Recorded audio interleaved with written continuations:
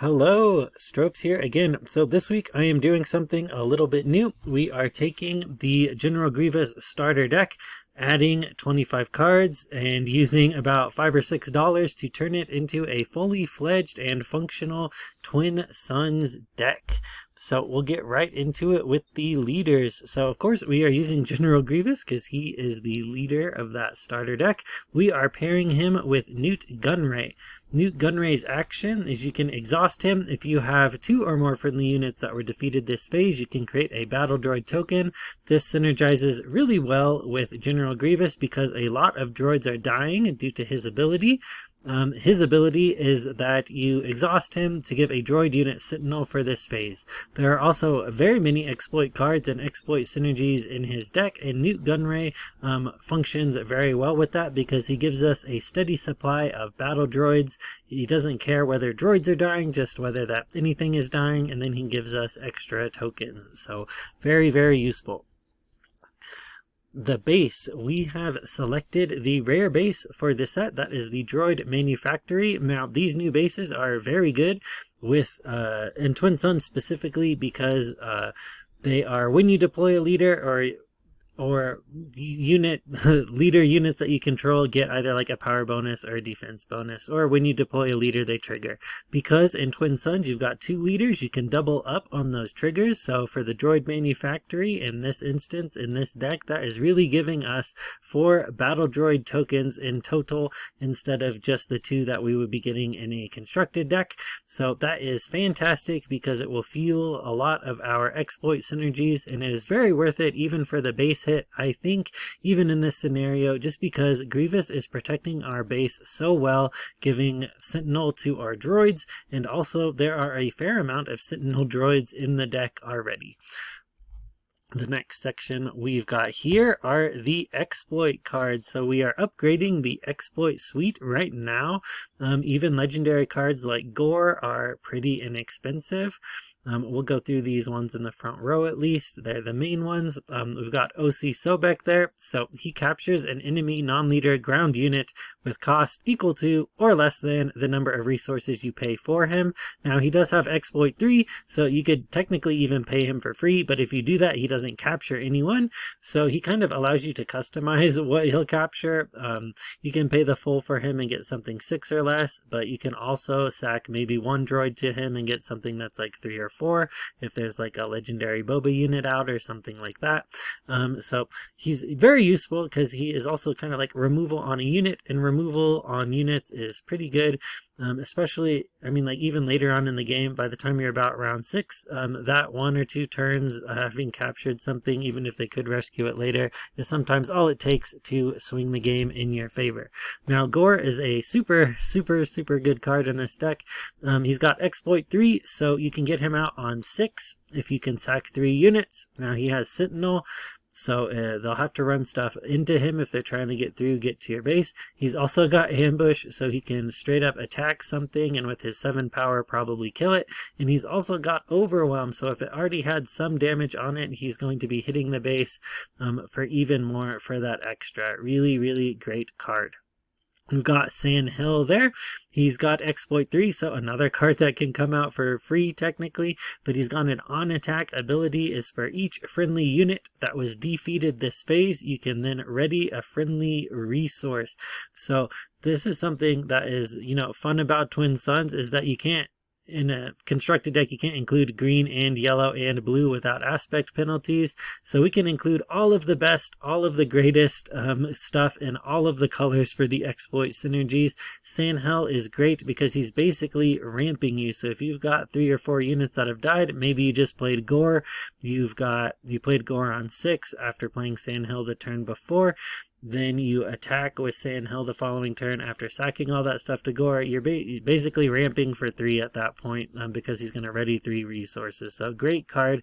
You do want to get him out a little bit early though, so that you can take advantage of his readying resource ability, because you'll need to attack in with him. He's also got a lot of health, so he'll stick around and be able to get you that ramp. Now the next card is a great, another great card, maybe the best thing after Gore as far as like big exploit units go. We've got the Malevolence, Grievous's secret weapon. It has exploit 4, so you can get this out on 1 if you can sacrifice 3 things, but even if you can't, it's probably fine to play before for a little bit more. But it has Restore 2, and now Restore 2 is great in Twin Suns because you will be healing up your base, especially in those later turns. Being able to just heal even for 2 can be quite impactful. And it also has a really great When Played, which can kind of functionally sometimes act as a bit of Restore, because when played you can give an enemy unit -4, -0, and then it cannot attack for the phase. So if there's a big unit that you think is going to hit you, maybe knock you out of the game, maybe knock you under a certain amount or something like that, you can use the Malevolence to do that. It's also a pretty good toolbox card because you can put it on a Sentinel, especially, and encourage people to be attacking one of your opponents, so that maybe they've got like a 5-power Sentinel. Turning it into a 1-power Sentinel is, you know, maybe that would encourage people to be attacking someone else's stuff. So a very, very good card there with Malevolence.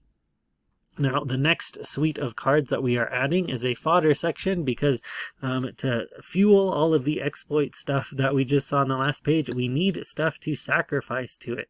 So the first thing we're putting in is a Trade Federation shuttle, which has a When Played ability of if we control a damaged unit, we can create a battle droid token. Now, with Grievous's ability, putting Sentinel on stuff, we often have a lot of damaged units out, which is just an easy way to pay 3 and get 2 units out. The next card we've got is another fantastic card. It is Reprocess. So it costs 3, and then you can choose up to 4 units in your discard pile, put them on the bottom of your deck in a random order, and then create that many battle droids. So it's got a huge ceiling. I think even paying this for 3 and getting 3 droids is good. Sometimes paying 3 and getting 2 droids, like you kind of are trying to do with the Trade Federation shuttle, is also fine. 3 for 1, not so good, but the ceiling of getting 4 units for 3 is great, and putting them back in the deck is good, especially if you want to upgrade this deck with Search Your Feelings or something like that and pull one of those cards back out. The last card in this suite of cards is the Wartime Trade Official. He just costs 2, but when he is defeated, you can create a battle droid token. So a real easy way to just pay 2 and get 2 units functionally to start fueling our exploit cards. Now, after this, we've just got heavy hitters. So these are just some more bombs that we're adding to the deck.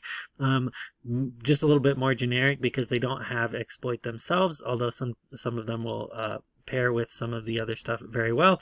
First of all, we've got Kalani, who's a 5/7 for 6. On attack, you can choose another unit, and if you have the initiative, you may choose up to 2 other units, and then you give each chosen unit +2/+2. So if you've got the initiative, you can put out quite a bit of power and toughness on the board. He's also a droid, so you can use Grievous, to turn him into a Sentinel, which is fine because he's got 7 health, a ton of health there, and it's pretty hard to kill. So just a very good overall card, good bomb in this deck. Next thing we've got is Overwhelming Barrage, just something that should be in every green deck, I think. Green-black deck gives a friendly unit +2/+2 for this phase, then deals damage equal to its power divided as you choose. So if you play this on something like Kalani, you can deal 7 damage among your opponent's units. Just a fantastic card. Even better now in Twilight to be clearing out a whole bunch of your enemy's battle droid tokens, things like that. Even on some smaller units, even if it's got like 3 power, play Overwhelming Barrage on it, then it goes up to 5, and then you can wipe out like 5 battle droids. Just a really great, fantastic card there. Last card here is Lom Pike, which is spoiling a little bit of some of our later upgrades. He is a 4-cost 4/6 that on attack you can give a shield token to an enemy unit. If you do, you can then give a shield token to a friendly unit. Now this is a card that's played a lot in Constructed because oftentimes, since you're choosing where the shield goes on the enemy unit, you can put it on stuff that doesn't really matter, or that's going to be, dying, or it doesn't matter that much to you anyway. In Twin Suns, it's also a political tool because you might want to shield an opponent's good unit and just say like, hey, don't attack me with this, and maybe I'll put a shield on it. do a little bit of politicking there. But also shield tokens to our units is fantastic with a leader like Grievous who can give Sentinel to our units because then they take multiple hits instead of one. He's also even better because he's got Smuggle for 5, which is not that much. He just costs 4 by himself, but Smuggle for 5 is great. And Smuggle is just another form of card advantage. You can resource him early, not feel bad about it, pull him out later. Now, the next set of cards we've got are some added synergy cards. So we've got Devastating Gunship, a 5-cost 3/5, and the Dwarf Spider Droid, a 3/4, which fulfill similar roles in that they're both droids that we can hit with Grievous's ability. And we want to be doing that because both of these things have grit and a fair amount of health. So grit gives a unit +1/+0 for each damage on it. So great in multiple aspects, because if they don't kill it in one hit, it becomes a giant unit, and if it becomes a giant unit, then they don't want to be running their larger units into it. So just great all-around cards. If there were more droids with grit, we would probably be putting them in here. Next is I have the High Ground, which just synergizes again with Grievous's ability.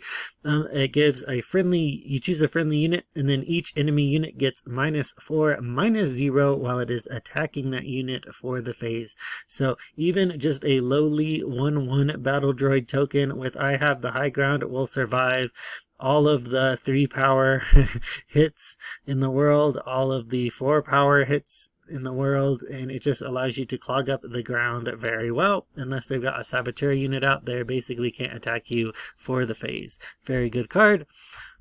Next, we have, continuing the added synergy, we've got Wartime Profiteering. So this is a little similar to Sand Hill. Some of the yellow villainy exploit themed cards care about like the amount of units that have died. This is another one of those. It allows you to look at cards from the top of your deck equal to the number of units that were defeated in the phase, and then you draw one card and put the others on the bottom. So potentially if you've sacrificed 4 to Malevolence, you can look at the top of 4 cards of your deck and draw one of them. So the more units that we have dying, the better. So it also just says the number of units that were defeated in the phase. So especially in multiplayer, this number can be quite large. It is not looking at it does not say your defeated units. So even better, and probably worth playing in just any deck that has yellow, black, and is in Twin Suns. Next, we've got the Calculating Magna Guard. So when you play it, it has Sentinel for the phase, so easy way to tie up the ground. 3/4 body's pretty good on 3, but also when a friendly unit is defeated, so if you exploit, like you claim and then you immediately exploit something, whenever a friendly unit is defeated, it also gains Sentinel. So you can kind of decide when you activate it, basically, being able to claim and immediately have something die, and then do that, and then have your Magna Guard be a Sentinel.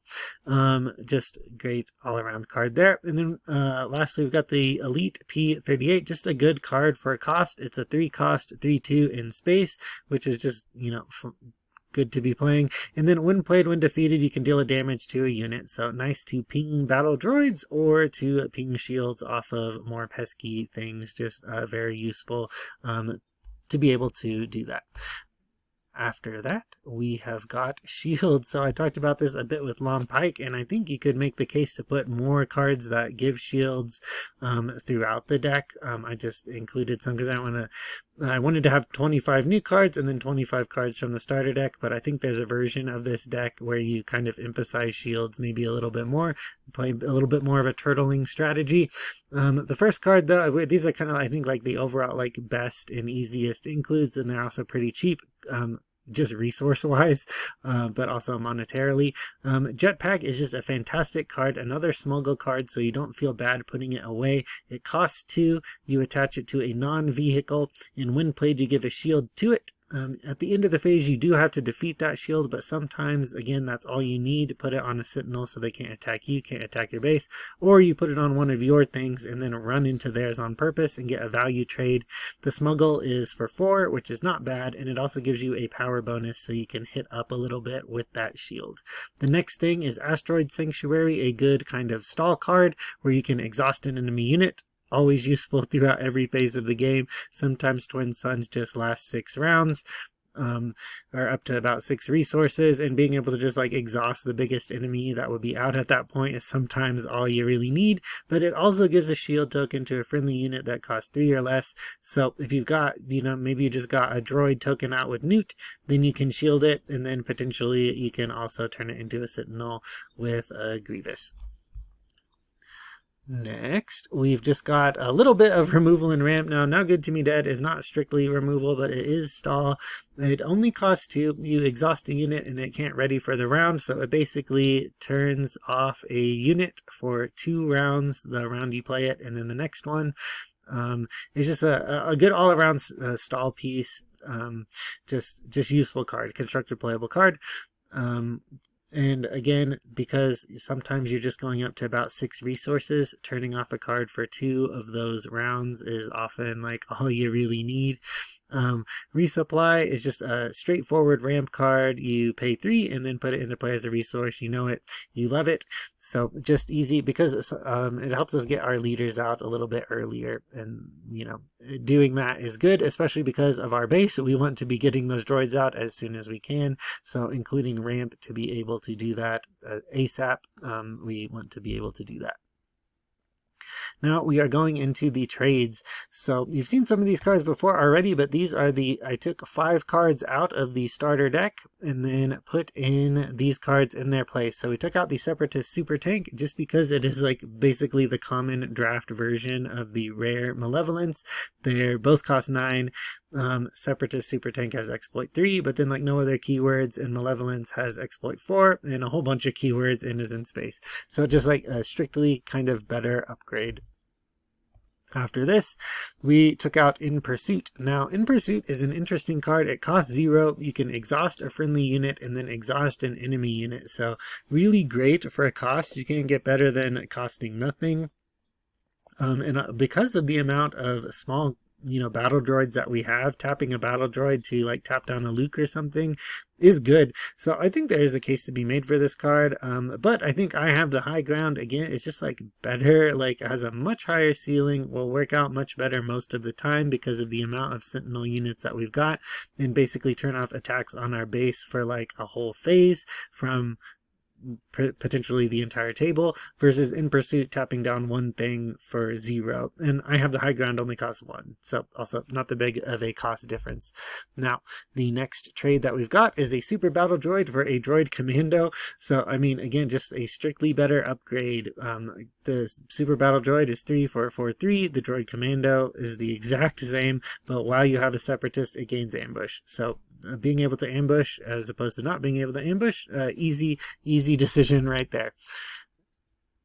Next, we traded the Independent Senator for the Wartime Trade Official. Now, the Senator is a Separatist, and he's got a pretty good ability for turtling, again, that you can pay 2 and exhaust him to exhaust a unit with 4 or less power. But if we have the opportunity to be advancing our board state as opposed to just trying to stall one of our 3 opponents, I think we want to go with the advancing our board state option. So we went with the Wartime Trade Official to be able to put out more bodies on the field and then fuel our exploit synergies and cards for the next turn, going up into the 3 resources. And then after that, we have, I think, our last trade. We took out Tactical Advantage. Now, there again, another case to be made for some of these cards that give units plus power and plus defense bonuses, even for a phase. So, Tactical Advantage, you pay 1, give a unit +2/+2 for the phase. So, if you've got a Sentinel unit out and you use that on it and it buffs them up, and then everyone has to either run into it or not, sometimes that can be a tricky decision. Now, I don't think Tactical Advantage is maybe the best version of that, the one that gives +4/+4. Moment of Glory is maybe, a little bit better, but just because it's harder to hit into that, or if you can give them even more toughness, then maybe. But I think, again, Wartime Profiteering, I think, is just like a much better card, a much higher ceiling, and just a much better overall card that we would want to be seeing at pretty much any point in the match, as opposed to paying 1 to give a unit +2/+2, because it allows us to dig through our deck, and again, you can use this when the opponent's cards die as well as your own. Now, we are going to the budget list upgrades I mentioned at the start. This is just a $6 version of the build. So if you've already got the starter deck, you spend $6, you can turn it into these fully upgraded and I think very playable Twin Suns build for just $6. If you want to spend even more money, or maybe you've opened these two cards, I mean, throw these in there. Cad Bane is just a fantastic card later in the game because he can capture up to 3 enemy units and just kind of like wipe almost, take care of a lot of units all at once. So if the game does go up to that many resources, he's just a good way to kind of like remove some of the bigger stuff that's sticking around to stop them from hitting you. And he also gives you a lot of draw in return. So even if they get him back, their units back, they don't get their when played abilities, like if you steal a Luke, things like that. So you know, it's not like they can do things like that. Plus, you draw, so it's kind of like drawing you into your gas to be able to close out the game, or at least stall from that point on. And 21 isn't terrible. Now, the next one is like a lot for what it's giving you. So now there are 2 of them. Is a 3-cost card. If you control exactly 1 unit, you can play a non-vehicle from your hand that shares a trait, and it costs 5 less. So the ceiling on this, I mean, is also like a lower in Twin Suns. I think we've got a ton of droids, we've got a ton of separatists, a ton of overlapping keywords in the deck. So what you want to be doing is like playing a separatist turn 1, playing, now there are 2 of them on round number 2, and then playing like a 5-cost separatist or something like that. Now, again, that's like much more explosive in single player games than it is in Twin Suns, but I mean, I think is probably still worth running if you've got it, if you've got the extra card. But I think that will be it for now. The deck lists are in the description. I've included just the normal deck list, no upgrades, nothing like that on there, just the straight up deck list. Changes right there. So if you want to check it out, you can check it out down there. Let me know what you think of the video, if you like this new format, or let me know if there's cards you think that I should have switched out, cards you think that would go great in the deck that are budget friendly. What would you use to upgrade the deck or straight away with an unlimited budget? Would you go with the legendary Grievous unit? Let me know in the comments below. Have a good day. Goodbye.